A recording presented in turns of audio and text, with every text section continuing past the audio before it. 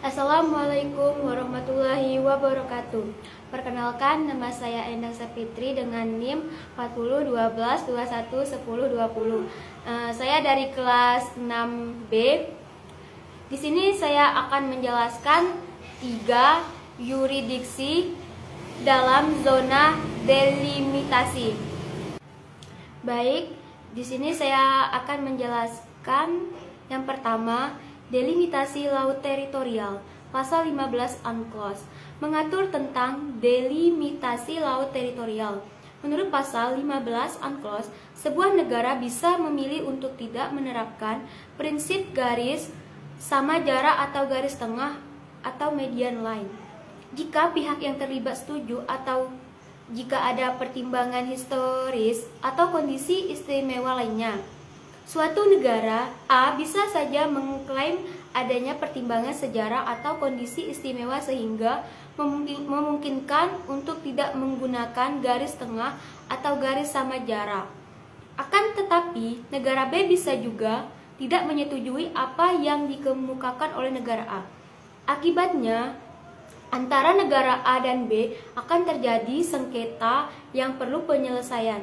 Dalam hal metode delimitasi batas laut teritorial antara 2 atau lebih negara yang berseberangan, praktik negara atau state frontage menunjukkan bahwa garis tengah yang merupakan garis sama jarak dan titik-titik terdekat pada kedua negara telah diterima sebagai garis batas maritim. Dalam kasus kedua atau lebih negara yang berdampingan, Churchill and Law menyatakan bahwa hal senada yaitu digunakannya prinsip-prinsip sama jarak yang merupakan perpanjangan garis batas darat di pantai. Meski demikian, adanya beberapa unsur lepas pantai seperti pulau-pulau besar dan kecil. Misalnya, dapat mengakibatkan dipilihnya metode lain menurut kesepakatan.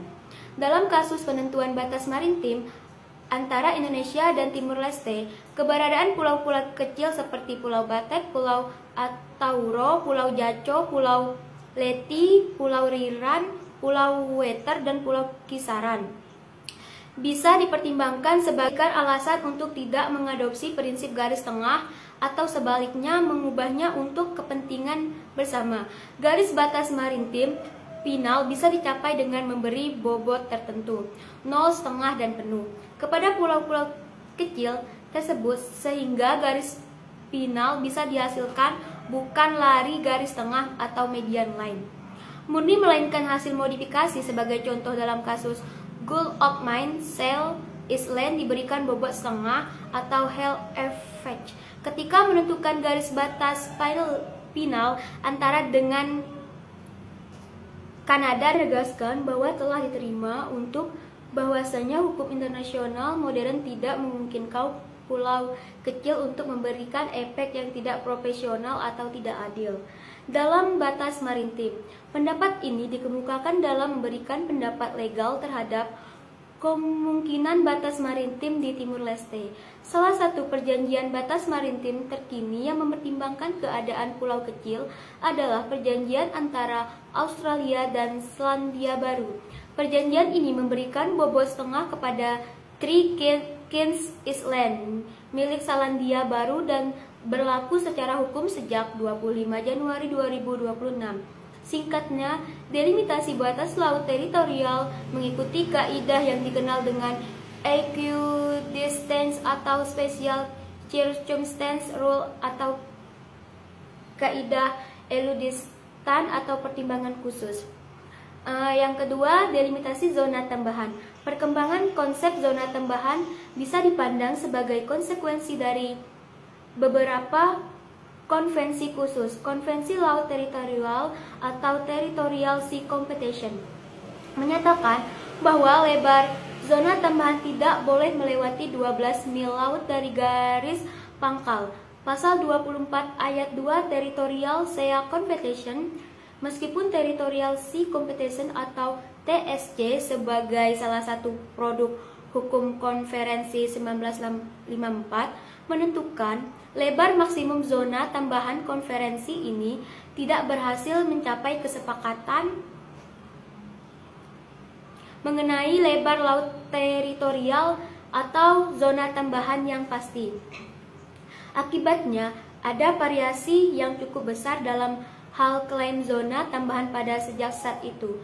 Sebagai contoh, beberapa negara mengklaim 3 mil laut teritorial dengan 9 zona tambahan, sementara yang lain mengklaim 6 mil atau masing laut teritorial dan zona tambahan. Yang penting adalah lebar keseluruhan yang tidak melebihi 12 mil laut. Akhirnya, UNCLOS dengan jelas menyatakan bahwa zona tambahan semestinya mencakup lebar maksimum hingga 24 mil laut tanpa menyebut aturan secara eksplisit mengenai delimitasi zona tambahan itu. Menurut Crutchfield dan Lowe adalah setidaknya 2 alasan untuk hal ini. Mereka mengemukakan alasan pertama adalah bahwa zona tambahan sebenarnya ada di dalam zona ekonomi eksklusif. Oleh karena itu, delimitasi zona tambahan adalah juga bagian dari delimitasi sebagian atau keseluruhan zona ekonomi eksklusif. Alasan kedua adalah karena zona tambahan bukanlah merupakan wilayah kedaulatan atau yurisdiksi eksklusif, sehingga tidak ada alasan adanya delimitasi khusus untuk zona tambahan. Yang ketiga, delimitasi zona ekonomi eksklusif atau ZEE. Perkembangan hukum kebiasaan internasional yang berkaitan dengan delimitasi zona ekonomi eksklusif mirip dengan yang berlaku pada delimitasi landasan kontinen dalam beberapa kasus seperti Gulf of Maine 1984, Guinea atau Guinea-Bissau 1985, dan Kanada Prancis 1992. Delimitasi zona ekonomi eksklusif adalah sekaligus juga delimitasi untuk landasan kontinen. Di dalam hukum kebiasaan, nampaknya negara-negara yang bersengketa memiliki kebebasan untuk menyepakati garis batas pada zona ekonomi eksklusif yang tumpang tindih sepanjang kesepakatan ini tidak merugikan atau mengganggu hak negara lain. Di dalam UNCLOS, delimitasi batas maritim diatur dalam pasal 74. Pasal ini identik dengan pasal 83 tentang delimitasi landasan kontinen.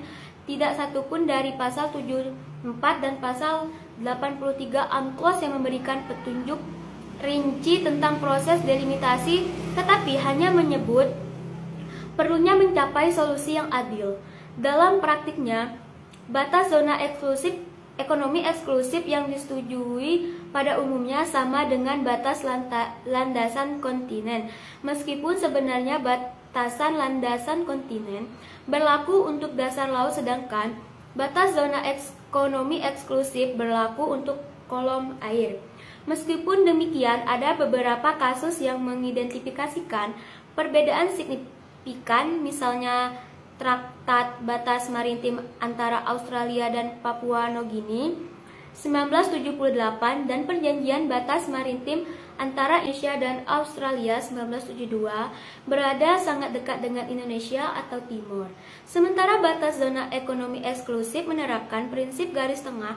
Kenyataan ini bisa saja menimbulkan persoalan bagi kedua negara karena dasar laut di antara dua garis batas maritim tersebut adalah kekuasaan Australia, sementara perairannya dalam kendali Indonesia. Sebagai contoh, bisa saja ada masalah ketika terjadi proses eksplorasi dan eksploitasi sumber daya alam di kawasan tersebut. Sekian yang dapat saya sampaikan dari materi tersebut. Saya akhiri. Wassalamualaikum warahmatullahi wabarakatuh.